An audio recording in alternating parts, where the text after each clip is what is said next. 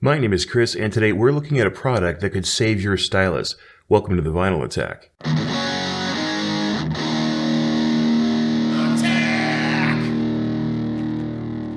Trinket, gimmick, bauble, tchotchke, novelty, doodad, bric-a-brac, or gadget. Whatever you choose to call the little items in your life that perform a simple function but still make a noticeable difference, you probably don't call them your Little Fwend. Nope, that's not an error in speech. It is indeed Fwend with a W on purpose.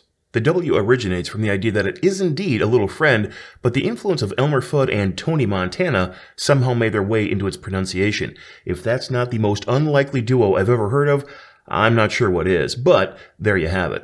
Additionally, it was much easier and cost-effective to acquire littlefwend.com as opposed to the R variant of the word, so Fwend it is. If you're not familiar with the Little Fwend, man, am I going to feel like a goof saying that all video. It's a tonearm lift designed to save your stylus from excess wear. If you're not familiar with what a tonearm lift is, quite simply, it's a small device that is placed between your platter and your tonearm assembly that lifts your tonearm once a certain distance at the end of a record has been reached. This isn't a new idea by any means, but it has been quite a while since a tonearm lift has been in vogue. Like many turntable accessories over the years, Audio-Technica has had them in their repertoire, but they seemingly stopped making them some time ago. That is, until this particular lift came along and brought stylus safety back into fashion. Remembering these lifts of the past, Lasse and Marius, the Little Fwend's creators, set out to make an improved version of this idea with precision craftsmanship, bringing it to the modern market. Since their product stormed onto the scene in 2015, winning awards and accolades from dealers and hobbyists alike, many manufacturers have either copied their elevated design aesthetic or brought back their old tonearm lifts to the market. While the Audio-Technica is the first tonearm lift I can remember hearing about, it was also apparently a bit fussy in its operation. This is not the only model that had difficulties either. According to the shared experiences of others, some simply didn't perform well with the ability to lift the arm when required, while others raised the arm with such shocking force they left you to clutch your chest in panic. The Little Fwend aimed to change all of that. Using high-carbon steel Roselau piano wire as the trigger, this widely regarded steel is set to lift your tonearm with minimal pressure, making sure that nothing misfires. The non-magnetic stainless steel piston inside is then set in motion, lifting your tonearm smoothly and safely with completely silent operation. Not that that's as big a factor at the end of the record, but I digress. Atop this steel piston, you'll find a soft neoprene rubber crossbeam for your tonearm to rest upon, assuaging any fears that your arm might be damaged or scuffed in operation. The precision-milled, nickel-plated brass body houses these finely tuned working parts by adding mass for stability and resonance resistance, and looking every bit the high-quality part it is to help match the look of your turntable when placed on top. Using some unboxing footage that was shared with my patrons on Patreon, you'll find a cardboard wrap marked with the style of lift, i.e. the size, and a hand-stamped serial number. Upon removing that, you'll find the well-written, well-thought-out instructions that encase 3 wooden supports that hold this unit securely in place. This complete wood casing is what impresses me most and shows the commitment to quality from Little Fwend. I've had more expensive phono cartridges that were packed with less security. There is a small Allen wrench used to adjust the height of the arm and secure its position. Additionally, you'll find 2 metal bases that employ a stronger adhesive to attach directly to your turntable plinth, or 1 plastic base which uses less stick for those who are concerned about their turntable's finish. The idea here is you stick the metal to the plastic and then the plastic to your plinth. The unit itself attaches via magnet to the metal disc. More on that in a bit. Concerning price, while it's not an expensive piece of equipment, it's also not cheap, ranging in price from $199 to $225 depending on the model as they sell 3. I firmly believe that this is the epitome of a case where you're getting what you pay for. Little Fwend are not a large manufacturer, nor are they backed by a large company. They're just a small operation who have a passion for hi-fi and produce a high-quality product. So how easy is this to set up? Well, that's going to depend on you. If you follow the clear directions that accompany the Little Fwend and its exceptionally protective packaging, you should have no trouble getting it up and running in a matter of minutes. If you're an overly particular type A personality that needs to overthink everything, it might take you a little longer. No, I'm not talking about me. That's just crazy talk. Yeah, I mean me. Taking into consideration the makeup and the finish of my turntable's plinth, I opted to go with adhering the metal disc directly. I'm not overly concerned about being able to remove the disc and the adhesive residue should I choose to do so down the line.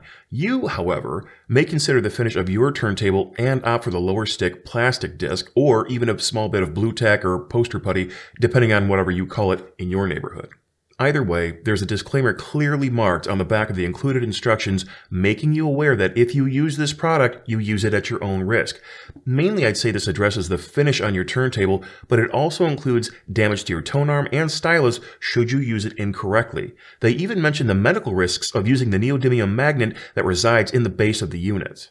If you have even a modicum of common sense, though, I wouldn't concern yourself with anything other than the potential risk to your turntable's finish. There's just not a great way to see how it will react other than trying out one of the bases, or blue tack, on an inconspicuous area of your turntable, such as underneath or the backside.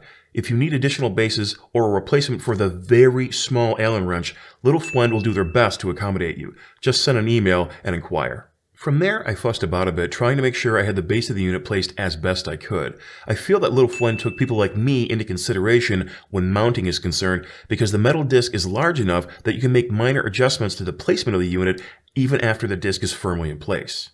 I'd caution you to pay particular attention to measuring the recommended 15 millimeters away from the record's label, however. While there is wiggle room here, the reason for this has to do with the last bit of the runout groove. It forms a loop that doesn't have enough inward momentum to trigger the lift, so you need the arm to be far enough out that the inward force makes the arm trigger as intended. This is where I spent my time fussing about, because I didn't measure as well as I should have. My fault, not theirs. Something else to consider when setting up this lift is whether or not you use a record weight or clamp. I currently don't, but there is a chance that should I start, I'll have to adjust the Fwend's current position. It may be as simple as sliding it forward on the metal base, as I have room to do so, or I may have to remove it completely and start over. Either way, it's something to bear in mind. Otherwise, that's it. After you have the lift installed, you simply press the crossbar down to set it, and it will rise once your tone arm reaches the spot that you've designated. It lifts the tone arm as smooth as can be, and you no longer need to rush into the room when you realize that the last song you heard was the last song on the record. Whether you've paid $50 or $5,000, you'll extend the life of your stylus greatly by using this little gadget. As with everything, though, there are a couple of considerations to mull over. Mainly, as mentioned already, is the risk to the finish of your turntable. I just want to make sure that you're keenly aware that there is one.